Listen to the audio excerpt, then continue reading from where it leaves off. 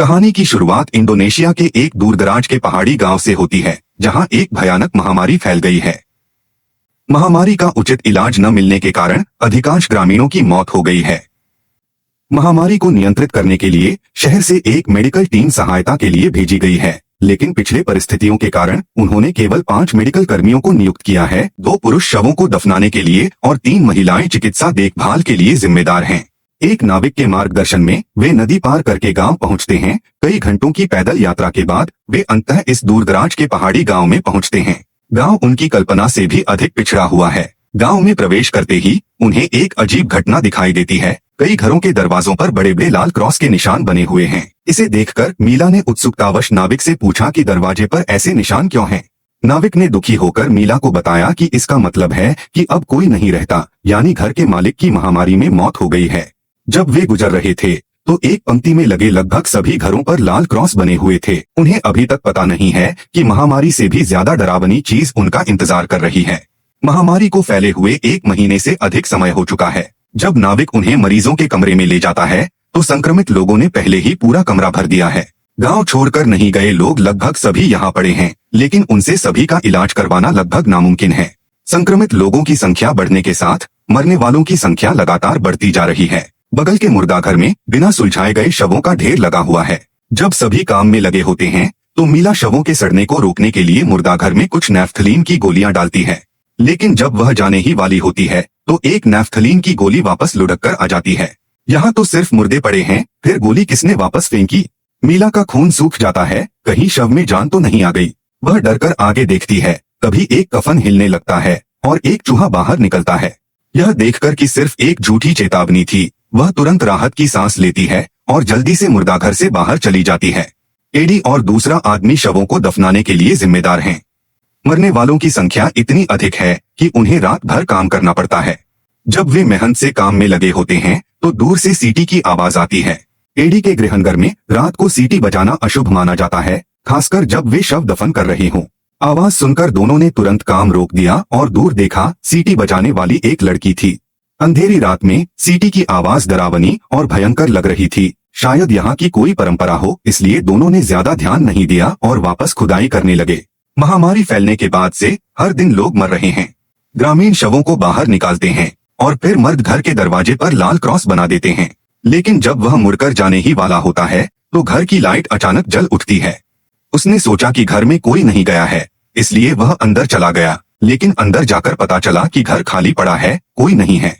आदमी ने 2 बार और आवाज लगाई, लेकिन कोई जवाब नहीं मिला। शायद कोई दुर्घटना थी। आदमी ने लाइट बंद करके जाने ही वाला था कि उसने गलती से पेंट की बाल्टी को लात मार दी और तभी एक डरावनी घटना हुई। बहता हुआ पेंट एक पैर के निशान की तरह दिखाई देने लगा, जैसे कोई व्यक्ति उसके सामने खड़ा हो। यह डरावना दृश्य देखकर आदमी डरकर भाग गया। इसी बीच दिन भर की मेहनत के बाद छोटी ली नहाकर ही बाहर आई थी कि बाथरूम की लाइट टिमटिमाने लगी और फिर बगल से ताली बजने की आवाज आई। उसने सोचा कि कोई मरीज मदद मांग रहा है, लेकिन जब वह मरीजों के कमरे में पहुंची तो सभी मरीज चुपचाप वहां पड़े थे। उसने चारों ओर नजर दौड़ाई, लेकिन कोई असामान्यता नहीं दिखी। हालांकि जब वह जाने ही वाली थी तो उसने देखा कि कोने के बिस्तर पर एक जगह खाली है। अभी कुछ समझ पाती इससे पहले ही छोटी ली को एक मरीज ने पकड़ लिया, जो लगातार दफन शब्द दोहरा रहा था, शायद उन्हें चेतावनी दे रहा था। लेकिन वह बोल भी नहीं पाया कि उसका शरीर सीधा गिर गया, सिर जमीन से टकराया और उसकी तुरंत मौत हो गई।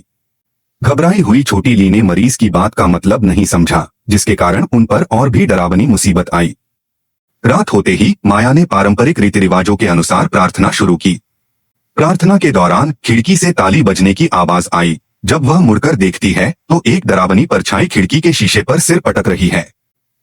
डरकर उसने अपनी आंखें ढक लीं और जब दोबारा देखा तो वह परछाई गायब हो चुकी थी। उसने हिम्मत करके खिड़की के पास जाकर देखा, लेकिन बाहर भी कुछ नहीं था। जल्दी ही अगला दिन आ गया। महामारी के फैलने के साथ संक्रमित ग्रामीणों की संख्या लगातार बढ़ती जा रही है। 3 मेडिकल कर्मी बिल्कुल भी संभाल नहीं पा रहे हैं। एक छोटी लड़की ने माया के पास आकर कहा कि उसका घर गांव के पूर्वी छोर पर है। महामारी फैलने पर उसकी मां को स्थानांतरित करने का समय नहीं मिला। वह चाहती है कि माया उसकी मां के इलाज के लिए किसी को भेजे। लड़की के लगातार गिड़गिड़ाने पर वहां मौजूद मीला ने मदद का वादा किया कि वह रात के समय उसके घर जाकर इलाज कर सकती है।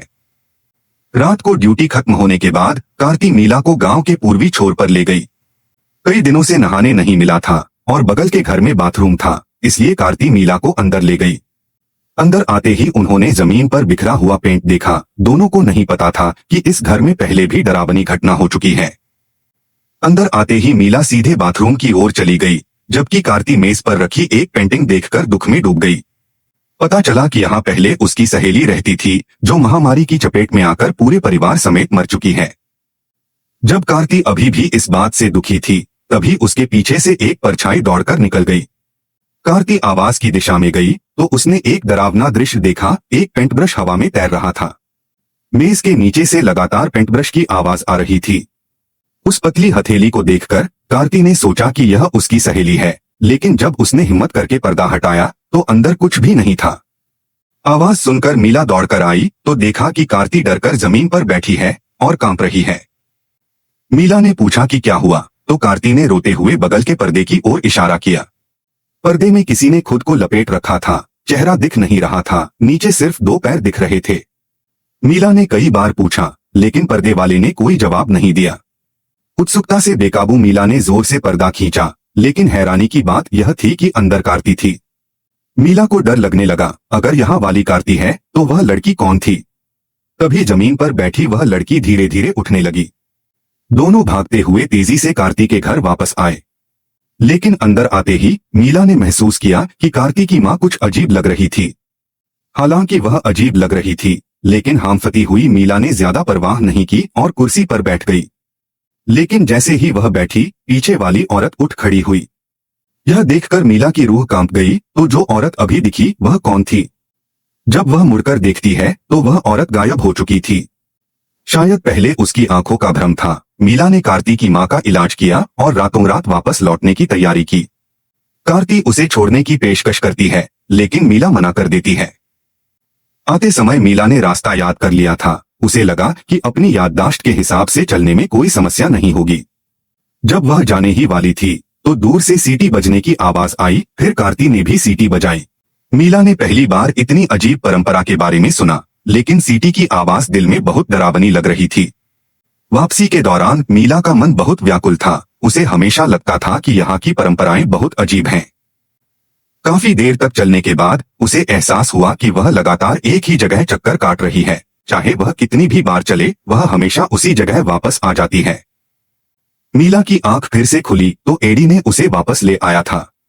असल में मीला के लंबे समय तक न लौटने पर एडी और दूसरों ने उसे ढूंढने निकले और एक बांस के जंगल में बेहोश मीला को पाया। मीला ने बांस के जंगल में अपने साथ हुई घटना एडी को बताई और एडी को भी लगा कि यह गांव बहुत ही डरावना है। जब दोनों ने आगे की योजना बनाई, तभी बगल से माया के रोने की आवाज आई। सभी दौड़कर आए तो देखा कि छोटी ली कब और कैसे मरीजों के कमरे में दर्दनाक मौत मर चुकी है। अजीब घटनाएं लगातार हो रही हैं और अब उनकी दोस्त भी मारी गई है। डर है कि अगला नंबर उनका हो सकता है। माया ने किसी को नाविक से संपर्क करने के लिए कहा ताकि वे तुरंत उन्हें वापस ले जाएं। यह सुनकर कि नाविक रास्ते में है, माया ने बिना किसी हिचकिचाहट के सामान उठाया और दूसरों को छोड़कर घाट की ओर भाग गई। मीला और दूसरे छोटी ली को दफनाने के बाद ही जाना चाहते थे, इसलिए वे रुक गए। माया के जाने के कुछ ही देर बाद आसमान में बारिश शुरू हो गई। बारिश रुकने और मौसम साफ होने तक शाम हो चुकी थी। तभी वह छोटी लड़की कार्ती अचानक उनके पास आई। एक और जान चली गई सुनकर एडी और दूसरे कार्ती की मां को दफनाने के बाद तुरंत यहां से जाने का फैसला करते हैं। अगर आपको ये कहानी पसंद आई हो तो वीडियो को लाइक करें, अपने दोस्तों के साथ शेयर करें और ऐसे ही रोमांचक मूवी एक्सप्लेन वीडियो देखने के लिए चैनल को सब्सक्राइब करना ना भूलें। अगर आप हमें फेसबुक पर देख रहे हैं तो फॉलो जरूर करें, जहां हर हफ्ते मिलती है नई मूवी रिव्यूज, मिस्ट्री कहानियां